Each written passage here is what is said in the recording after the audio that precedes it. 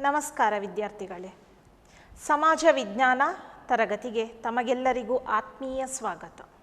ನಾನು ಕವಿತಾ, ಸರಕಾರಿ ಪ್ರೌಢಶಾಲೆ ಮಳಲಿ. ಮಕ್ಕಳೇ, ಬಹಳ ಖುಷಿಯಿಂದ ಕಾಣ್ತಾ ಇದ್ದೀರಿ. ನಿಮ್ಮ ಮುಖದಲ್ಲಿ ನಗು ತುಂಬಿ ತುಳುಕ್ತಾ ಇದೆ. ಅದಕ್ಕೆ ಕಾರಣ ಗೊತ್ತುಂಟು ಮಕ್ಕಳೇ. ನೀವೀಗಾಗಲೇ ನಿಮ್ಮ ಸ್ಪೋರ್ಟ್ಸ್ ಡೇಯನ್ನು ಮುಗಿಸಿ ಬಂದಿದ್ದೀರಿ ಅಲ್ವಾ? ಅದಕ್ಕೆ ಬಹಳ ಖುಷಿಯಲ್ಲಿದ್ದೀರಿ. ಭಾಗವಹಿಸಿದ, ಪದಕ ಜಯಿಸಿದ ಎಲ್ಲರಿಗೂ ಅಭಿನಂದನೆಗಳು ಮಕ್ಕಳೇ. ಸ್ಪೋರ್ಟ್ಸ್ ಡೇಯಲ್ಲಿ ಯಾವುದೆಲ್ಲ ಪದಕ ಇತ್ತು ಮಕ್ಕಳೇ? ಹೌದು, ಕಂಚಿನ ಪದಕ ಇತ್ತು, ಬೆಳ್ಳಿಯ ಪದಕ ಇತ್ತು, ಚಿನ್ನದ ಪದಕ ಇತ್ತು. ಈ ಪದಕಗಳಲ್ಲಿ ಉಪಯೋಗಿಸುವ ಚಿನ್ನ, ಬೆಳ್ಳಿ, ಕಂಚು ಎಲ್ಲಿಂದ ಸಿಗ್ತದೆ ಅಂತ ಗೊತ್ತುಂಟ ಮಕ್ಕಳೇ? ಸರಿಯಾಗಿ ಹೇಳಿದ್ರಿ. ಭೂಮಿಯಿಂದ ಅಗಿಯುವುದರ ಮೂಲಕ ತೆಗಿತಾರೆ ಅಲ್ವಾ? ಅದನ್ನು ನಾವು ಏನು ಅಂತ ಕರಿತೇವೆ ಅಂತ ಗೊತ್ತುಂಟ ಮಕ್ಕಳೇ? ನೆನಪು ಮಾಡ್ಕೊಳ್ಳಿ. 9ನೇ ತರಗತಿಯಲ್ಲಿ ಓದಿರ್ತೀರಿ. ಸರಿಯಾಗಿ ಹೇಳಿದ್ರಿ. ಗಣಿಯಿಂದ ತೆಗಿತೀರಿ. ಗಣಿಗಾರಿಕೆ ಅಂತ ಓದಿದ್ದೀರಿ ಅಲ್ವಾ? ಗಣಿಗೆ ಇನ್ನೊಂದು ಸಮಾನಾರ್ಥಕ ಪದ ಇದೆ, ಅದು ಖನಿ ಅಂತ.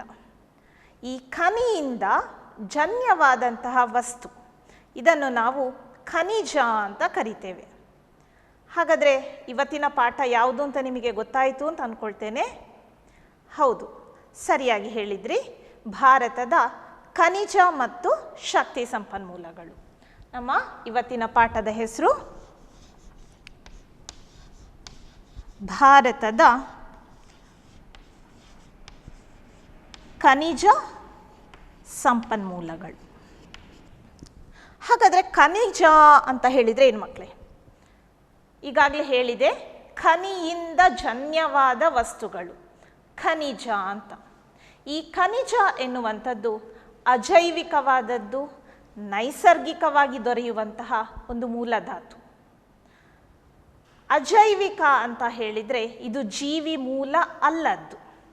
ಇದನ್ನು ಜೀವಿ ಮೂಲದ್ದಾದರೆ ಖನಿಜ ಅಂತ ಪರಿಗಣಿಸುವುದಿಲ್ಲ.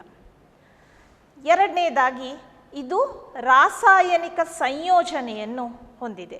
ನಿಗದಿತ ರಾಸಾಯನಿಕ ಸಂಯೋಜನೆ ಹೊಂದಿದೆ. ಇದನ್ನು ಭೂಮಿಯಿಂದ ಗಣಿಗಾರಿಕೆಯ ಮೇಲೆತ್ತಲಾಗ್ತದೆ. ಅರ್ಥ ಆಯ್ತಾ ಮಕ್ಕಳೇ? ಈ ಖನಿಜವನ್ನು ಅದಿರಿನಿಂದ ಪಡೀತಾರೆ. ಯಾವುದರಿಂದ ಮಕ್ಕಳೇ? ಅದಿರು ಅಂತ ಹೇಳಿದರೆ, ಯಾವ ಖನಿಜವನ್ನು ನಿಕ್ಷೇಪದಿಂದ ತೆಗಿತೇವಲ್ಲ ಅದನ್ನು ನಾವು ಅದಿರು ಅಂತ ಕರಿತೇವೆ. ಈಗ ಭಾರತದಲ್ಲಿ ಅನೇಕ ವಿಧದ ಖನಿಜ ಸಂಪನ್ಮೂಲಗಳಿವೆ. ಸುಮಾರು 5400ಕ್ಕಿಂತಲೂ ಹೆಚ್ಚು ಖನಿಜ ಸಂಪನ್ಮೂಲಗಳಿವೆ ಮಕ್ಕಳೇ. ಅವುಗಳಲ್ಲಿ ನಾವು ಇಂದಿನ ತರಗತಿಯಲ್ಲಿ ಪ್ರಮುಖವಾದ ಕೆಲವೊಂದು ಖನಿಜ ಸಂಪನ್ಮೂಲಗಳ ಬಗ್ಗೆ ತಿಳಿದುಕೊಳ್ಳೋಣ. ಮೊದಲನೇದಾಗಿ ಕಬ್ಬಿಣದ ಅದಿರು, ಎರಡನೇದು ಮ್ಯಾಂಗನೀಸ್ ಅದಿರು, 3 ಬಾಕ್ಸೈಟ್, 4 ಅಬ್ರಕ. ಈ 4 ಪ್ರಮುಖ ಖನಿಜ ಸಂಪನ್ಮೂಲಗಳ ಬಗ್ಗೆ ನಾವು ಇಂದಿನ ತರಗತಿಯಲ್ಲಿ ತಿಳಿದುಕೊಳ್ಳೋಣ. ರೆಡಿ ಇದ್ದೀರಾ ಮಕ್ಕಳೇ? ಸರಿ, ಹಾಗಾದರೆ ಮೊದಲನೇ ಖನಿಜ ಸಂಪನ್ಮೂಲ ಯಾವುದು ಮಕ್ಕಳೇ? ಕಬ್ಬಿಣದ ಅದಿರು. ಕಬ್ಬಿಣದ ಅದಿರು, ನೀವು ಕಬ್ಬಿಣವನ್ನು ನೋಡಿರ್ತೀರಿ, ಮನೆಯಲ್ಲಿ ಉಪಯೋಗಿಸಿರ್ತೀರಿ ಅಲ್ವಾ? ಈ ಕಬ್ಬಿಣದ ಅದಿರು ಅನ್ನು ಎಲ್ಲೆಲ್ಲಿ ಬಳಸ್ತಾರೆ ಮಕ್ಕಳೇ? ಹೌದು, ನೀವು ಬಿಲ್ಡಿಂಗ್ ಕಟ್ಟುವಾಗ ನೋಡಿರ್ಬೋದು. ಮನೆಯಲ್ಲಿ ನೀವು ಉಪಯೋಗಿಸುವ ಚಾಕು, ಕತ್ತಿ ಇವುಗಳಲ್ಲೆಲ್ಲ ಅದಿರು. ಈ ಕಬ್ಬಿಣದ ಅದಿರು ಎನ್ನುವಂಥದ್ದು ಕಬ್ಬಿಣಾಂಶವುಳ್ಳ ಖನಿಜ ಮಕ್ಕಳೇ. ಇದು ಕಬ್ಬಿಣ ಮತ್ತು ಉಕ್ಕಿನ ಕೈಗಾರಿಕೆಯಲ್ಲಿ ಬಳಸುವಂತಹ ಪ್ರಮುಖವಾದ ಒಂದು ಕಚ್ಚಾ ವಸ್ತು. ಉಕ್ಕು ಅಂದರೆ ಏನು ಮಕ್ಕಳೇ? ಹೌದು, ಸ್ಟೀಲ್ ಅಂತ ಕರಿತೀವಿ ಅಲ್ವಾ? ನೀವು ಮನೆಯಲ್ಲಿ ಸ್ಟೀಲ್ ವಸ್ತುಗಳನ್ನು ಉಪಯೋಗಿಸ್ತೀರಿ, ನೋಡಿದ್ದೀರಿ, ಲೋಟೆಯಲ್ಲಿ ಅಲ್ವಾ? ಸ್ಟೀಲ್, ಇದರಲ್ಲಿ ಈ ಕಬ್ಬಿಣವನ್ನು ಬಳಸ್ತಾರೆ. ಸ್ಟೀಲ್ ವಸ್ತುಗಳು ಅಂದರೆ ಉಕ್ಕಿನ ಕೈಗಾರಿಕೆಯಲ್ಲಿ ಈ ಕಬ್ಬಿಣದ ಅದಿರನ್ನು ಉಪಯೋಗಿಸ್ತಾರೆ. ಭಾರತದಲ್ಲಿ ಪ್ರಮುಖವಾಗಿ ಕಬ್ಬಿಣದ ಅದಿರು ದೊರಕುವ ರಾಜ್ಯಗಳು ಯಾವುದು ಅಂತ ಗುರುತಿಸೋಣ. ಎಲ್ಲರೂ ನಿಮ್ಮ ನಿಮ್ಮ ಅಟ್ಲಾಸ್ ಪುಸ್ತಕ ತೆಗೀರಿ ಮಕ್ಕಳೇ. ಮೊದಲನೇದಾಗಿ ಒಡಿಶಾ ಗುರುತಿಸಿದ್ರಾ? ಛತ್ತೀಸ್ಗಢ ಗುರುತಿಸಿದ್ರಾ? ಜಾರ್ಖಂಡ್, ಕರ್ನಾಟಕ. ಈ ರಾಜ್ಯಗಳಲ್ಲಿ ಪ್ರಮುಖವಾಗಿ ಕಬ್ಬಿಣದ ಅದಿರು ದೊರಕುತ್ತದೆ. ಅದರಲ್ಲೂ ಅತಿ ಹೆಚ್ಚು ಕಬ್ಬಿಣದ ಅದಿರು ದೊರಕುವ ರಾಜ್ಯ ಅಂದರೆ ಒಡಿಶಾ ಮಕ್ಕಳೇ. ಇಲ್ಲಿ ಕಟಕ್, ಸುಂದರ್ಗಢ್, ಮಯೂರ್ಭಂಜ್ ಈ ಜಿಲ್ಲೆಗಳಲ್ಲಿ ಅಧಿಕವಾಗಿ ಕಬ್ಬಿಣದ ಅದಿರು ದೊರಕುತ್ತದೆ. ಈ ಪ್ರದೇಶಗಳನ್ನು ನೀವು ಮನೆಯಲ್ಲಿ ಹೋಗಿ ನಿಮ್ಮ ಅಟ್ಲಾಸ್ ಪುಸ್ತಕದಲ್ಲಿ ಗುರುತಿಸಬೇಕು ಮಕ್ಕಳೇ, ಆಯಿತಾ? ಈಗ ಎರಡನೆಯ ಖನಿಜ ಯಾವುದು ಮಕ್ಕಳೇ? ಮ್ಯಾಂಗನೀಸ್ ಅದಿರು.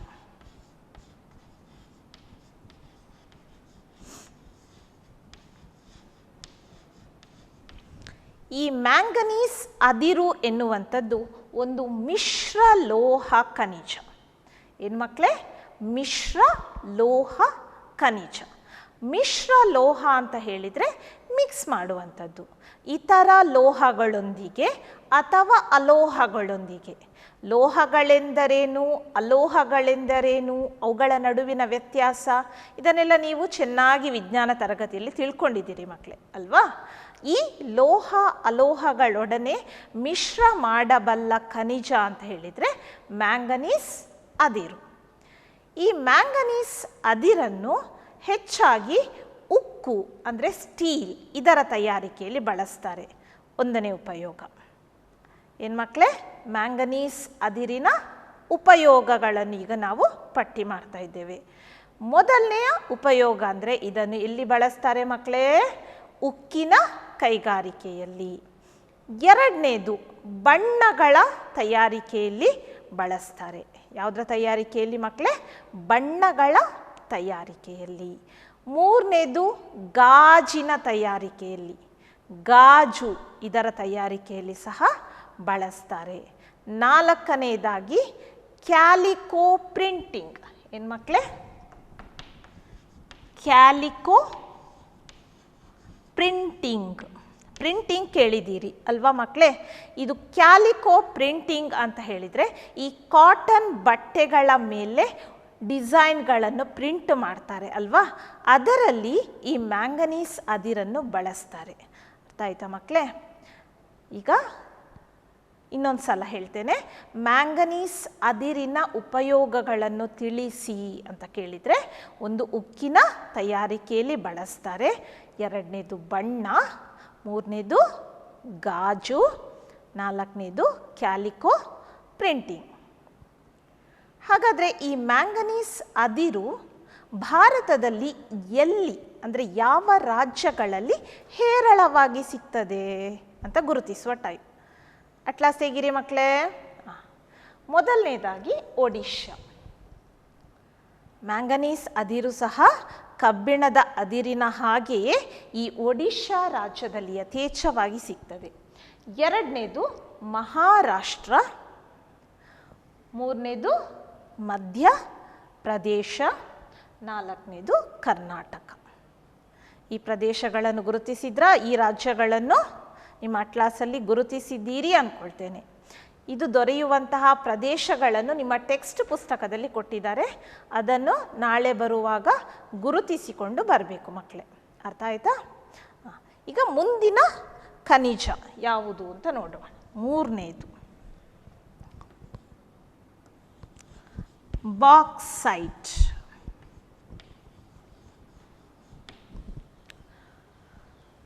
ಬಾಕ್ಸೈಟ್ ನೋಡಿ ಮಕ್ಕಳೇ, ಇದು ಬಾಕ್ಸೈಟ್ ಖನಿಜ. ನೋಡಲಿಕ್ಕೆ ಸುಣ್ಣದ ಕಲ್ಲು ಕಂಡಾಗೆ ಕಾಣ್ತದೆ ಅಲ್ವಾ ಮಕ್ಕಳೇ? ಇದು ಬಾಕ್ಸೈಟ್ ಅದಿರು. ಇದರಿಂದ ಒಂದು ಲೋಹವನ್ನು ತಯಾರಿಸ್ತಾರೆ ಮಕ್ಕಳೇ. ಅದನ್ನು ನೀವೆಲ್ಲ ನಿಮ್ಮ ಮನೆಯಲ್ಲಿ ನೋಡಿರ್ತೀರಿ, ಬಳಸಿರ್ತೀರಿ. ನಾನೀಗೊಂದು ತೋರಿಸ್ತೇನೆ ಮಕ್ಕಳೇ. ನೋಡಿ, ಇದೇನು ಗುರುತಿಸ್ತೀರಾ ಮಕ್ಕಳೇ? ಯಾವ ಲೋಹ ಅಂತ? ನಿಮ್ಮ ಮನೆಯಲ್ಲಿ ಅಡಿಗೆ ಪಾತ್ರೆಯಿಂದ ಹಿಡಿದು ಎಲ್ಲವನ್ನು ಈ ಲೋಹವನ್ನು ನೋಡಿರ್ತೀರಿ ನೀವು. ಯಾವುದು ಮಕ್ಕಳೇ? ವೆರಿ ಗುಡ್, ಅಲ್ಯೂಮಿನಿಯಂ ಅಲ್ವಾ ಮಕ್ಕಳೇ? ಹಾಗಾದರೆ ಈ ಬಾಕ್ಸೈಟ್ ಎನ್ನುವ ಅದಿರನ್ನು ಯಾವುದಕ್ಕೆ ಬಳಸ್ತಾರೆ ಮಕ್ಕಳೇ? ಅಲ್ಯೂಮಿನಿಯಂ ಲೋಹ ತಯಾರಿಸಲಿಕ್ಕೆ ಬಳಸ್ತಾರೆ ಮಕ್ಕಳೇ. ಯಾವುದಕ್ಕೆ ಬಳಸ್ತಾರೆ? ಅಲ್ಯೂಮಿನಿಯಂ ಲೋಹವನ್ನು ತಯಾರಿಸಲು ಬಳಸ್ತಾರೆ. ಈ ಅಲ್ಯೂಮಿನಿಯಂ ಮನೆಯಲ್ಲಿ ಬಳಸುವ ಪಾತ್ರೆಯಿಂದ ಹಿಡಿದು ವಿಮಾನದ ಬಿಡಿ ಭಾಗಗಳ ತಯಾರಿಕೆಯವರೆಗೆ ಬಳಸಲ್ಪಡ್ತದೆ. ಆದ್ದರಿಂದಲೇ ಈ ಅಲ್ಯೂಮಿನಿಯಂಗೆ ಒಂದು ಅಡ್ಡ ಹೆಸರುಂಟು ಮಕ್ಕಳೇ. ಏನು ಗೊತ್ತಾ? ಅದು ಅದ್ಭುತ ಲೋಹ. ಅಲ್ಯೂಮಿನಿಯಮನ್ನು ಏನಂತ ಕರೀತಾರೆ? ಅದ್ಭುತ ಲೋಹ. ಯಾಕೆ ಅಂತ ಹೇಳಿದರೆ ಇದೊಂದು ಬಹು ಉಪಯೋಗಿ ಖನಿಜ, ಬಹಳವಾಗಿ ಉಪಯೋಗಿಸಲ್ಪಡುವ ಖನಿಜ. ಸಾಮಾನ್ಯ ಜನರಿಂದ ಹಿಡಿದು ವಿಜ್ಞಾನಿಗಳವರೆಗೆ ಬಳಸಲ್ಪಡುವ ಖನಿಜ, ಬಹು ಉಪಯೋಗಿ ಖನಿಜ. ಆದ್ದರಿಂದ ಈ ಅಲ್ಯೂಮಿನಿಯಮನ್ನು ಅದ್ಭುತ ಲೋಹ ಅಂತ ಕರೀತಾರೆ. ಅದರಿಂದ ಇದನ್ನು ಸರಿಯಾಗಿ ನೆನಪಿಟ್ಕೊಳ್ಳಿ ಮಕ್ಕಳೇ. 1 ಮಾರ್ಕಿಗೆ ಎಲ್ಲ ಇದನ್ನು ಕೇಳುವಂತಹ ಸಾಧ್ಯತೆ ಇದೆ. ಅಲ್ಯೂಮಿನಿಯಂ ಲೋಹವನ್ನು ಯಾವ ಅದಿರಿನಿಂದ ತಯಾರಿಸ್ತಾರೆ ಎನ್ನುವುದನ್ನು ಸಹ ನೆನಪಿಟ್ಕೊಳ್ಳಿ ಮಕ್ಕಳೇ. ಯಾವುದರಿಂದ? ಬಾಕ್ಸೈಟ್ನಿಂದ. ಈಗ ನಿಮ್ಮ ಅಟ್ಲಾಸ್ ತೆಗಿರಿ ಮಕ್ಕಳೇ. ಈ ಬಾಕ್ಸೈಟ್ ದೊರಕುವಂತಹ ಪ್ರಮುಖ ರಾಜ್ಯಗಳನ್ನು ಗುರುತಿಸುವ. ಮತ್ತೆ ಒಡಿಶಾ ಮಕ್ಕಳೇ. ಬಾಕ್ಸೈಟ್ ದೊರಕುವಂತಹ ರಾಜ್ಯಗಳಲ್ಲಿ ಪ್ರಮುಖವಾದದ್ದು ಒಡಿಶಾ, ಗುಜರಾತ್, ಆಯಿತಾ, ಜಾರ್ಖಂಡ್, ಮಹಾರಾಷ್ಟ್ರ, ತಮಿಳುನಾಡು. ಈ ರಾಜ್ಯಗಳಲ್ಲಿ ಈ ಬಾಕ್ಸೈಟ್ ಅದಿರು ಹೇರಳವಾಗಿ ದೊರಕ್ತದೆ ಮಕ್ಕಳೇ. ಅರ್ಥ ಆಯ್ತಾ? ಸರಿ, ಹಾಗಾದರೆ ಈಗ ನಾವು ಯಾವುದೆಲ್ಲ ಖನಿಜಗಳ ಬಗ್ಗೆ ತಿಳ್ಕೊಂಡೆವು? ಕಬ್ಬಿಣದ ಅದಿರು, ಮ್ಯಾಂಗನೀಸ್ ಅದಿರು, ಬಾಕ್ಸೈಟ್. ಈಗ ಇನ್ನೊಂದು ಖನಿಜಗಳ ಬಗ್ಗೆ ನಾವು ತಿಳ್ಕೊಳ್ಳಿಕ್ಕುಂಟು ಮಕ್ಕಳೇ. ಅದು ಯಾವುದು ಅಂತ ನೋಡೋಣ.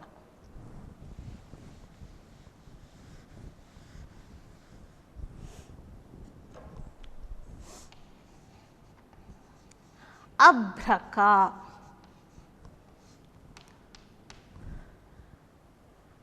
ಅಭ್ರಕವನ್ನು ಇನ್ನೊಂದು ಹೆಸರಿನಿಂದ ಗುರುತಿಸ್ತಾರೆ ಮಕ್ಕಳೇ, ಮೈಕಾ. ಅಭ್ರಕ ಅಥವಾ ಮೈಕಾ. ನೋಡಿ ಮಕ್ಕಳೇ, ಇದುವೇ ಅಭ್ರಕ ಅಥವಾ ಮೈಕಾ. ಎಲ್ಲರೂ ನೋಡ್ಕೊಂಡ್ರಾ? ಈ ಅಭ್ರಕವನ್ನು ನೀವು ಕೈಯಿಂದ ಮುಟ್ಟುವಾಗ ಪ್ಲಾಸ್ಟಿಕ್ನ ಹಾಳೆಯಾಗಿಯೇ ಕಾಣ್ತದೆ ಮಕ್ಕಳೇ. ನೋಡಿ ಎಷ್ಟು ತೆಳುವಾದ ಹಾಳೆ. ನೋಡಿದ್ರಾ? ಎಲ್ಲರೂ ನೋಡಿ ಆಯಿತಾ? ಇದೇನು ಮಕ್ಕಳೇ? ಅಭ್ರಕ ಅಥವಾ ಮೈಕಾ. ಇದೊಂದು ಅಲೋಹ ಖನಿಜ ಮಕ್ಕಳೇ, ನೆನ್ಪಿಟ್ಕೊಳ್ಳಿ. ಅಭ್ರಕ ಎನ್ನುವುದು ಒಂದು ಅಲೋಹ ಖನಿಜ. ಏನು? ಅಲೋಹ ಖನಿಜ. ಇದಕ್ಕೆ ಒಂದು ಅಡ್ಡ ಹೆಸರುಂಟು ಮಕ್ಕಳೇ. ಏನು ಗೊತ್ತುಂಟಾ? ಕಾಗೆ ಬಂಗಾರ.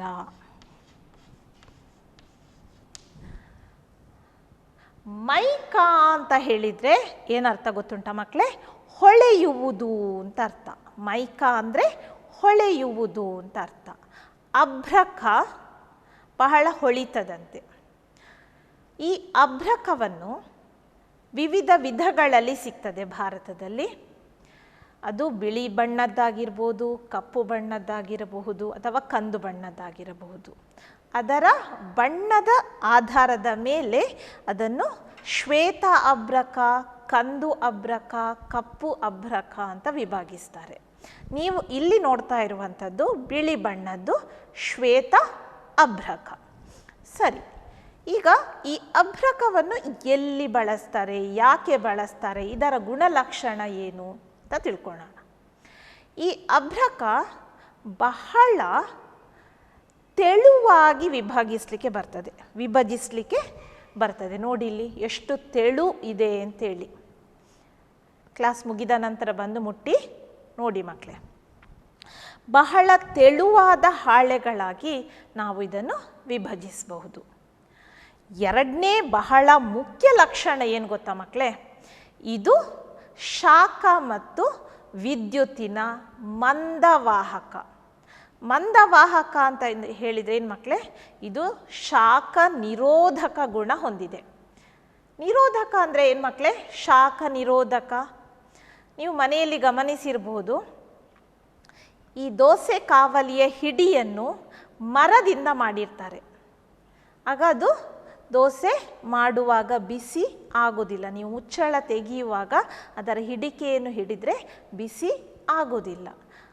ಅದಲ್ಲದೆ ಇತರ ಮರವನ್ನು ಅಥವಾ ಪ್ಲಾಸ್ಟಿಕ್ಕನ್ನು ಹೊರತುಪಡಿಸಿ ಅಲ್ಯೂಮಿನಿಯಂ ಅಥವಾ ಸ್ಟೀಲ್ ಇವುಗಳ ಹಿಡಿಕೆ ಇದ್ದಾಗ ಮನೆಯಲ್ಲಿ ಅಮ್ಮ ಏನು ಮಾಡ್ತಾರೆ? ಒಂದು ಬಟ್ಟೆಯನ್ನು ಬಳಸಿ ಆ ದೋಸೆಯ ಮುಚ್ಚಳವನ್ನು ತೆಗೆಯುವುದನ್ನು ನೀವು ಗಮನಿಸಿರ್ಬೋದು.